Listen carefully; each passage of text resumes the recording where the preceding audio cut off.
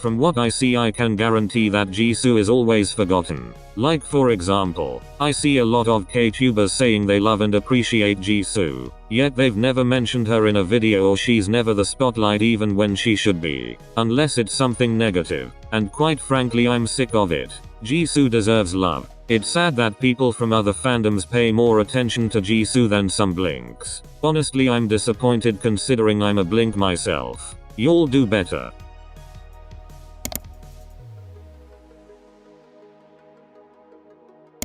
I've noticed that K-pop is kinda getting boring, because everything seems to follow the same continuous pattern. I wish groups could have more diverse concepts that are outside the box. But no, every girl group these days look the same. They all focus around teen pop themes with a very vibrant girly approach. And oh lord, boy groups are worse. Literally almost all boy groups are doing boy crush concepts with little to no effort. They are just there trying to look sexy in the same old white shirt with a black harness. Honestly, at this point I'm just hoping for some change. Well, time will tell, I guess.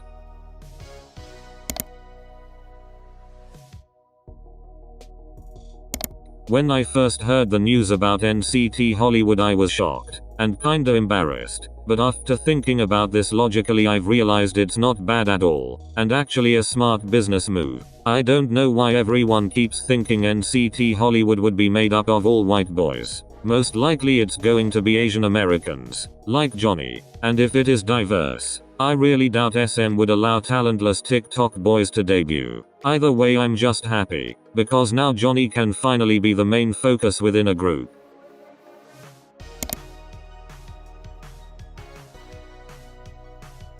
I can't stress this enough that CP isn't taken seriously.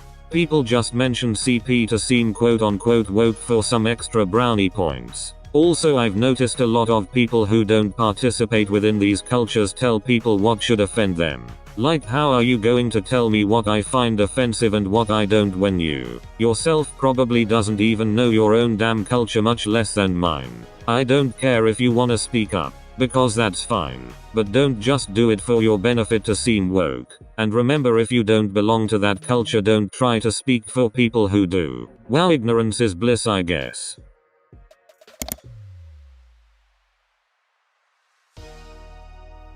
Yes, you all heard that right. As of recently, I've been told some things that has happened in the K-tube community that I wasn't aware of before, and it's honestly upsetting.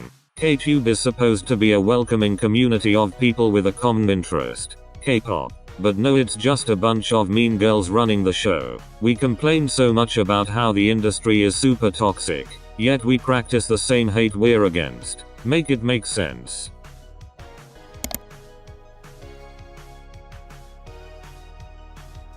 Okay, so I already know I'm going to get a lot of shit for this opinion. So before you lose your shit, just listen to what I have to say. Firstly, Alcohol Free isn't a bad song, but the vocals on this track could use some work. It might just be me, but some verses sound a bit awkward. Kinda like Momo's and Sana's drink naming, or other parts like Daehyun's verse during the crab dance. I'm not saying Twice's vocals are bad. All I'm saying is I don't think this style of music fits their voices. Personally, I would love to see a Red Velvet cover of this song, because in my personal opinion, Red Velvet's tone would definitely work with this track.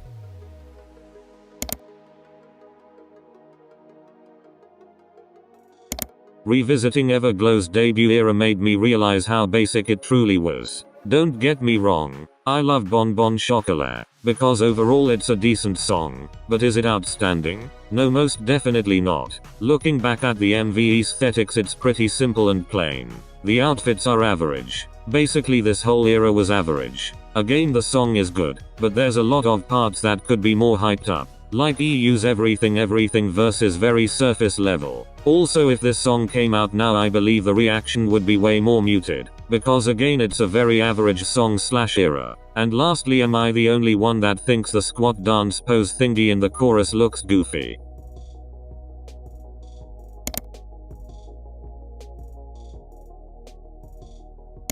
So going back to the topic of Jisoo, I'm kinda concerned for her solo. I already know it will be the hot topic after it is released, but after 3 days people will never mention it again. I'm not saying I wish this for Jisoo, because obviously not. I'm just pointing out the most realistic outcome, which is very disheartening if you ask me. Overall, I wish Rose's solo performed better, but I think we all knew it wasn't going to last very long, and I see the same unfortunate pattern happening with Jisoo, but I'll pray that it doesn't.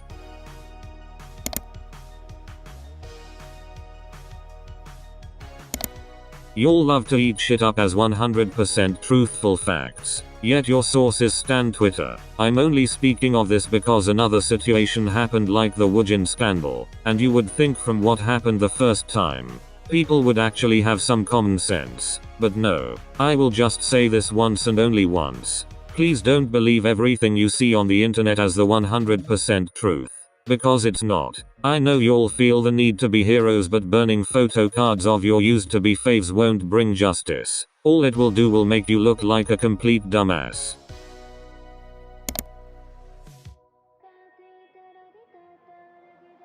I can already smell the hate comments. Let me just say this. I don't support what Ollie London did. I believe it was wrong, especially the way he went about it. But I will not sit here and say what he did is so shocking. When K-pop idols do the exact same thing to look more quote-unquote European, they'll get eye surgery to have a crease, or have their eyes more open to show the white parts. They'll also build up a nose bridge, which naturally people of Asian descent don't have. And worst of them all, they'll bleach their skin to be as white as they can be. Again, I'm not saying what Ollie London did was right, but if we complain about what he did, that just makes us hypocrites, because the people we are praising do the exact same thing. Personally, I think both are wrong. You should be who you are, and love yourself for who you are, and not change the way you look for society's approval.